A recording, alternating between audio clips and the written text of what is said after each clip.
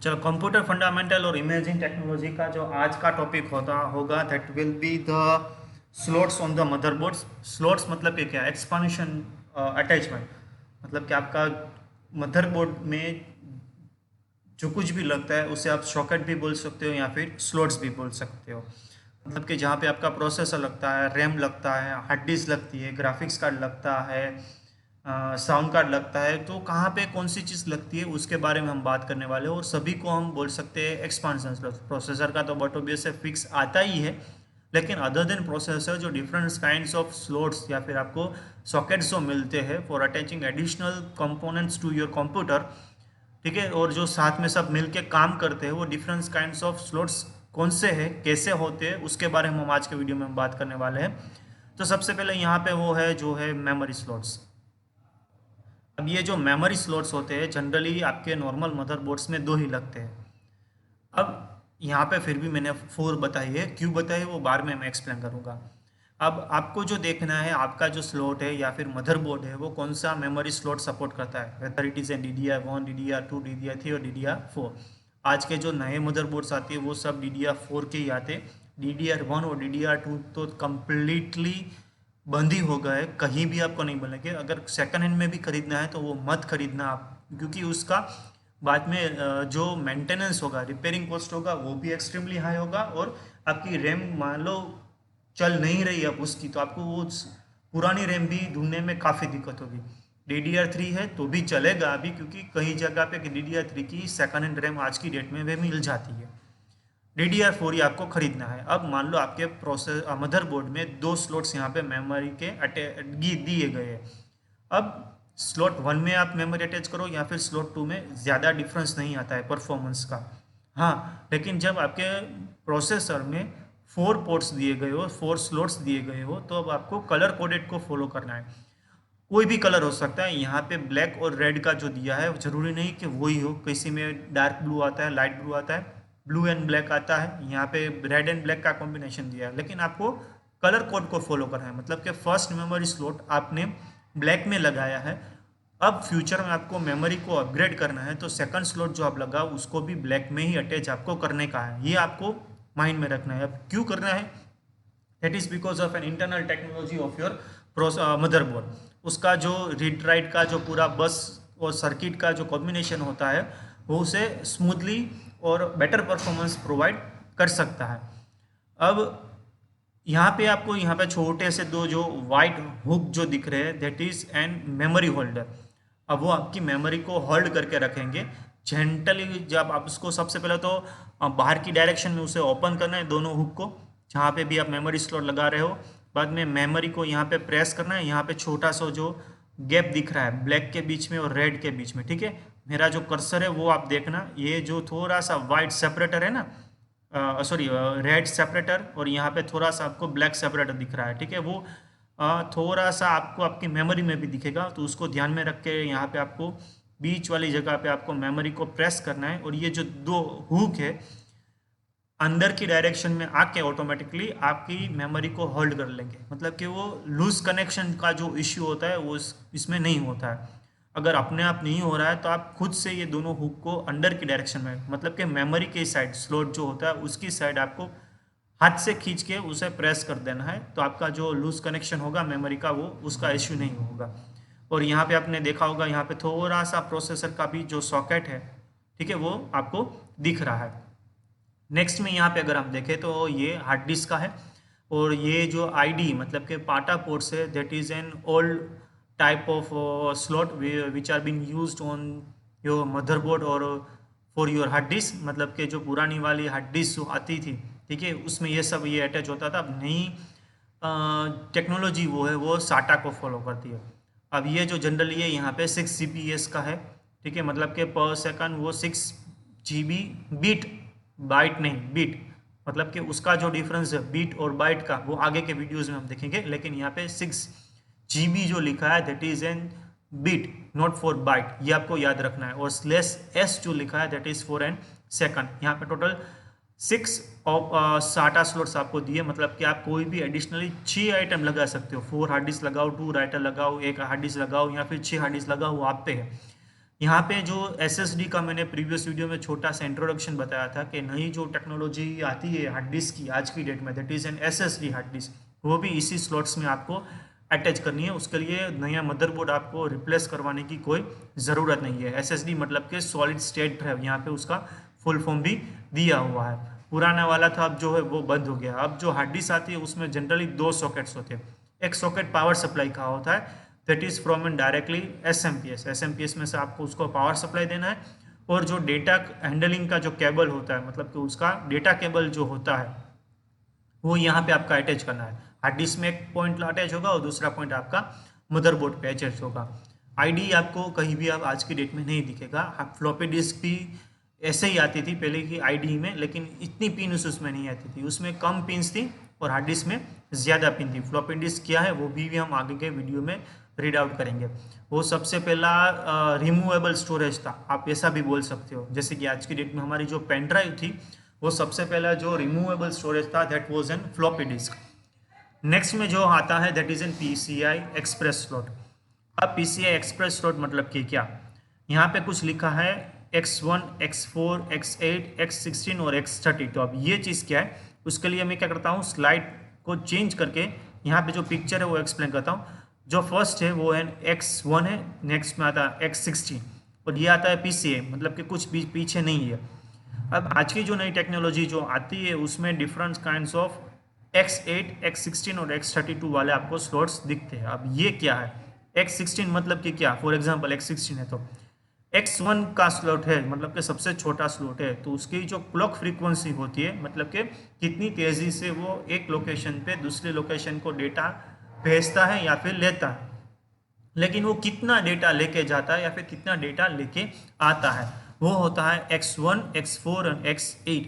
मतलब कि X1 है तो एट अ टाइम यहाँ पे लिखा हुआ है 1 बीट पर साइकिल। यहाँ पे X2 है मतलब कि 2 बीट्स पर साइकिल वो डेटा कैरी करता है, can move data at 2 bits per cycle. Cycle मतलब कि एक टाइम डेटा लेके जाना, वापस दूसरा डेटा लेके जाना, वापस तीसरा डेटा लेके जाना। अब बीट्स क्या है, 1 एक बीट हुआ, बाद में 0 वो दूसरा बीट हुआ, बाद में वापस 1 आया तो वो तीसरा बीट हुआ। मतलब कि 11 0 0 0 1 1 1, वो at a time set of 2 bits वो कैरी करता है X2 अगर है तो। अगर आप बाद में X4 हो तो वो 4 बिट कैरी करेगा, 0 0 0 0 वो 4 बिट्स हुए, 0 0 1 1 वो भी 4 बिट्स हुए, 1 0 0 1 वो भी 4 बिट्स हुए। मतलब कि उसका जो कुछ भी कॉम्बिनेशन हो उसका भी एक मीनिंग होता है। मैंने जो कुछ भी बोला 1001 आखिर क्या है उसका एक मीनिंग होता है, वो आगे के वीडियोस में और हम देखेंगे। लेकिन एट अ टाइम्स 4 बिट्स वो कैरी करता है। बिट्स क्या है, बाइट्स क्या है, MB क्या है, KB क्या है, वो सब हम आगे के वीडियोस में डिटेल में देखने वाले हैं। लेकिन अभी सब आप वो सिर्फ वर्ड से फेमिलियर हो जाओ, ठीक है। अब दूसरा ये आपने यहाँ पे अगर देखा होगा तो यहाँ पे क्या लिखा हुआ है, similarly you can insert an X8 card into a X8 card into a X4, but it will only work with a half bandwidth। मतलब कि ऐसा नहीं है कि X16 वाला अगर आपके पास कार्ड है तो उसमें आप अटैच कर पाओगे, छोटे वाले में भी वो अटैच होगा, लेकिन उसकी जो बटोबेस है डेटा ट्रांसफर स्पीड होगी वो तो आधी हो जाएगी ना। कार्ड पे कम्युनिकेशन डिपेंड नहीं होता है, हमारा जो स्लॉट है उस पर डिपेंड होता है हमारा कम्युनिकेशन। मतलब कि आपके पास अच्छे से अच्छा चार्जिंग केबल है मोबाइल का, जो USB 3 एम्पियर्स की हाईएस्ट, मान लो अभी जो चार्जिंग कैपेसिटी सभी मोबाइल्स की है वो है आपके पास, लेकिन आपका जो USB डोंगल है जहाँ पे आप केबल लगाते हो और वो डोंगल आप इलेक्ट्रिसिटी सप्लाई में अटैच करते हो, वो आपका पुराना वाला है। 1.5 एम्पियर का मान लो समझ लो वो है, या फिर 0.5 एम्पियर का है, वो पुराना है। मतलब कि पूरा चार्जिंग ही आपका स्लो ही होगा ना, वहाँ से ही अगर डेटा नहीं आ रहा है तो आपका केबल का क्या मीनिंग। तो ठीक वैसे ही अगर आपका अच्छा वाला कार्ड है लेकिन आप स्लो कम्युनिकेशन वाले स्लॉट में आप उस कार्ड को अटैच कर रहे हो, मतलब कि फाइनली आपका स्लो कम्युनिकेशन पूरा स्लो ही होगा, ठीक है। बाद में यहाँ पे जो PCI है वो कम्प्लीटली आप समझ लो ना आउट ऑफ डेट ही हो गए, काफ़ी कम मदरबोर्ड्स में वो दिख रहे हैं और वो भी 1 स्लॉट ही प्रोवाइड करते हैं अगर कुछ ज़रूर हो जाए इसलिए, ठीक है। अगर किसी को रिक्वायरमेंट है तो उसमें वो अटैच कर सकते हैं। लेकिन अब पूरे का पूरा PCI को रिप्लेस कर दिया है PCIe ने। अब PCIe और PCI में दोनों में बस टेक्नोलॉजी वाइज ही डिफरेंस है, बाकी दोनों में आज की डेट में सब अटैच होता है। मतलब कि आपको मान लो लैन कार्ड लगाना है, साउंड कार्ड लगाना है, तो आप दोनों में लगा सकते हो। लेकिन ग्राफिक्स कार्ड लगाना है, वीडियो कार्ड गेमिंग के लिए वो लगाना है, तो पहले PCI में वो नहीं अटैच होता था, नो डाउट। अभी तो वो जो आता है PCIe का ही आता है ना, या अगर आप साउंड कार्ड ग्राफिक्स कार्ड ले रहे हो या फिर गेमिंग कार्ड के लिए जो कार्ड आता है वो आप खरीद रहे हो, तो वो तो नए वाला PCIe में ही लगता। लेकिन पुराना में क्या था, उसका जो स्लॉट था उसे बोला जाता था AGP। यहाँ पे डार्क ब्राउन का जो दिया हुआ है ना वो, और ये जो आइवरी और या फिर वाइट कलर में जो वो दिख रहा है, डेट इज एन PCI। यहाँ पे वीडियो कार्ड अटैच होता था, ग्राफिक्स कार्ड, और यहाँ पे साउंड कार्ड और लैंड कार्ड जो था अटैच हो रहा था पूरा। अब नए वाले में तो जैसे मैंने कहा, ये कलर को आप कॉन्सेंट्रेट मत करना, ठीक है। यहाँ पे मान लो ये येलो कलर रंग का यहाँ पे दिया हुआ है, तो सब मदरबोर्ड में ये येलो कलर का ही होगा, ऐसा कुछ नहीं है। कलर चेंज हो सकता है लेकिन दिखने में वो ऐसा ही होगा, ठीक है। अब PCI भी बंद हो गया, AGP भी बंद हो गया, ये सब पुराना था। अब PCI और AGP के पहले और उससे पहले जो पुराने मदरबोर्ड्स थे उसमें जो आता था डेट इज एन ISA। यहाँ पे जो ब्लैक वाले जो दिए हुए वो, और यहाँ पे जो फिर से दिखाया है दैट इज एन PCI। यहाँ पे भी 2 PCI और यहाँ पे भी देखो आप थोड़े से 2 PCI आपको दिख रहे होंगे, ठीक है, 2 PCI दिख रहे होंगे। अब उसमें क्या था कि पहला का जो वर्जन था, 2 वर्जन इसमें आया था, जैसे कि मैंने कहा था ना X1, X4, X2, X80, X16 PCIe के जो डिफरेंट वर्जन्स अवेलेबल है, उसमें 2 थे। एक था 8 बिट का और दूसरा था 16 बिट का। अब ये तो बात ऑब्वियस है कि X1, X2, X4 से ज़्यादा ही डेटा ट्रांसफ़र हो रहा है इसमें ISA में।